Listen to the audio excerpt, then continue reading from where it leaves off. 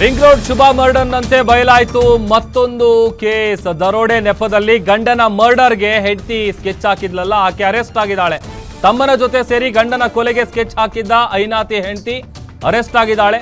ದೈಹಿಕ ಹಿಂಸೆ ಕೊಡ್ತಾ ಇದ್ದ ಅನ್ನೋ ಕಾರಣಕ್ಕೆ ಆತನನ್ನ ಮುಗಿಸೋದಕ್ಕೆ ಮುಹೂರ್ತ ಇಟ್ಟಿದ್ರು. ಮೈಸೂರಿನಲ್ಲಿ ನಡೆದಿದ್ದ ಕೇಸ್ ತನಿಖೆಯಲ್ಲಿ ಈ ಟ್ವಿಸ್ಟ್ ಬಯಲಾಗಿದೆ.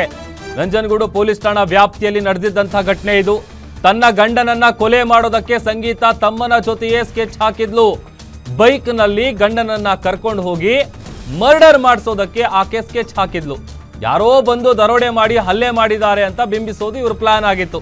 ಆದ್ರೆ ಸಿಸಿ ಕ್ಯಾಮೆರಾದಲ್ಲಿ ಸೆರೆಯಾಗಿದೆ ಸಂಗೀತಾಳ ಖತರ್ನಾಕ್ ಐಡಿಯಾ. ತನಿಖೆ ಮಾಡುವಾಗ ಕ್ರಿಮಿನಲ್ ಹೆಂಡತಿಯ ಪ್ಲಾನ್ ಬಟ ಬಯಲಾಗಿದೆ.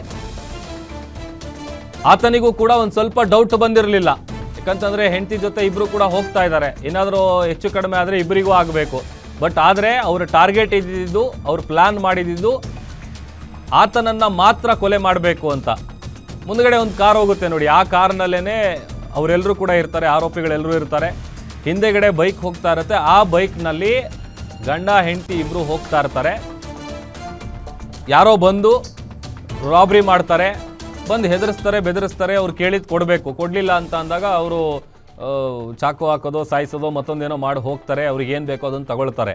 ಇದು ಆ್ಯಕ್ಚುಲಿ ಇವ್ರ ಪ್ಲ್ಯಾನ್ ಆಗಿತ್ತು. ಹೆಂಡತಿ ಯಾವ ಥರದ ಪ್ಲ್ಯಾನ್ ಮಾಡಿದ್ಲು ಅಂತಂದರೆ, ಆ ಪ್ಲ್ಯಾನಿಗೆ ಬೇರೆ ಯಾರನ್ನೋ ಹೊರಗಡೆಯಿಂದ ದುಡ್ಡು ಕೊಟ್ಟು ಯಾರನ್ನೂ ಕರೆಸಿಲ್ಲ, ಅಥವಾ ಬೇರೆ ಯಾರೋ ಸುಪಾರಿ ಕಿಲ್ಲರ್ಗಳು ಅಂಥವ್ರು ಯಾರಿಗೂ ಹೋಗಿಲ್ಲ. ಸ್ವಂತ ತಮ್ಮ ಏನಿದ್ದಾನೆ ಅವನ್ನೇ ಈ ಕೊಲೆ ಮಾಡೋದಕ್ಕೆ ಬಳಸ್ಕೊಂಡಿರೋದು ತನಿಖೆಯಲ್ಲಿ ಗೊತ್ತಾಗ್ತಾ ಇದೆ. ಆಮೇಲೆ ತನಿಖೆ ಮಾಡಿದಂಥ ಸಂದರ್ಭದಲ್ಲಿ ಯಾವ ರೀತಿಯಾಗಿ ಇವರು ಪ್ಲ್ಯಾನ್ ಮಾಡಿದ್ರು, ಸದ್ಯ ಪ್ಲ್ಯಾನ್ ಮಾಡಿದ್ದಂತಹ ಐನಾತಿ ಹೆಂಡತಿ ಅರೆಸ್ಟ್ ಆಗಿದ್ದಾಳೆ. ಮತ್ತೊಂದು ಕಡೆ ಈ ಒಂದು ಪ್ಲ್ಯಾನ್ ಹೇಗೆ ನಡೆದಿತ್ತು ಅನ್ನುವಂಥದ್ದಕ್ಕೆ ಸಂಬಂಧಪಟ್ಟಂತೆ ಈಗ ಪೊಲೀಸರು ಹೆಚ್ಚಿನ ತನಿಖೆಯನ್ನು ಕೂಡ ನಡೆಸ್ತಾ ಇದ್ದಾರೆ. ಆರಂಭದಲ್ಲಿ ಎಲ್ಲರೂ ಕೂಡ ಸಹಜವಾಗಿ ರಾಬರಿ ಕೇಸ್ ಅಂತ ಅಂದ್ಕೊಂಡಿರ್ತಾರೆ. ಈಗ ಯಾರಿಗೆ ತಾನೇ ಗೊತ್ತಿರುತ್ತೆ. ಈಗ ಅವರಿಬ್ಬರು ಬೈಕಲ್ಲಿ ಹೋಗಬೇಕಾದ್ರೂ ಕೂಡ ಅವರು ಅಂದ್ಕೊಂಡಿರಲಿಲ್ಲ ಈ ಥರ ಒಂದು ಆಗುತ್ತೆ ಅಂತ. ಬಟ್ ಹಿಂದೆ ಕೂತಿದ್ದಂಥ ಹೆಂಡತಿ ಪ್ಲ್ಯಾನ್ ಇದೆಯಲ್ಲ, ಖತರ್ನಾಕ್ ಪ್ಲ್ಯಾನು, ಆಕೆಗೆಲ್ಲ ಗೊತ್ತಿತ್ತು. ಬಿಕಾಸ್ ಇದೆಲ್ಲ ಆಲ್ರೆಡಿ ಮುಂಚೆನೇ ಡಿಸೈಡ್ ಆಗಿತ್ತು.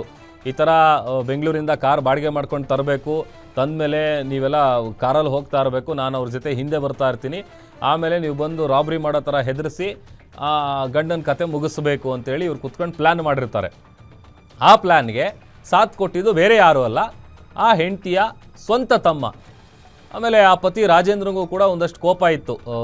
ಯಾಕಂತಂದ್ರೆ ನಾನು ಹೇಳ್ತಾ ಇದ್ನಲ್ಲ, ಈಗ ತಂದೆ ಹೆಂಡತಿ ಗಂಡನ ಮನೆಯವರಿಗೆ ಸಹಾಯ ಮಾಡೋದು ಸಹಿಸೋದಿಲ್ಲ.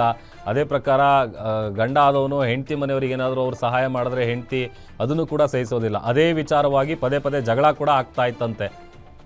ಅದೇ ಕಾರಣವನ್ನು ಇಟ್ಕೊಂಡು ಏನು ನಮ್ಮ ಭಾವ ನಮ್ಮ ಅಕ್ಕಂಗೆ ತುಂಬ ಹಿಂಸೆ ಕೊಡ್ತಾ ಇದ್ದಾನೆ, ಕೆಟ್ಟದಾಗೆಲ್ಲ ನಿಂದಿಸ್ತಾ ಇದ್ದಾನೆ, ಜಗಳ ಆಡ್ತಾ ಇದ್ದಾರೆ, ಇದೆಲ್ಲ ಬೇಡ, ಒಂದು ಮುಹೂರ್ತ ಇಟ್ಬಿಡೋಣ, ಸಾಯಿಸ್ಬಿಡೋಣ ಅಂತೇಳಿ ಇವರು ಪ್ಲ್ಯಾನ್ ಮಾಡ್ಕೊಂಡಿದ್ರು. ಆ ಪ್ಲ್ಯಾನು ಖತರ್ನಾಕ್ ಐಡಿಯಾ ಈಗ ಹೊರಗಡೆ ಬಂದಿದೆ. CC ಕ್ಯಾಮ್ರಾ ದೃಶ್ಯಾವಳಿಗಳು ಗಮನಿಸ್ತಾ ಇದ್ದೀವಿ.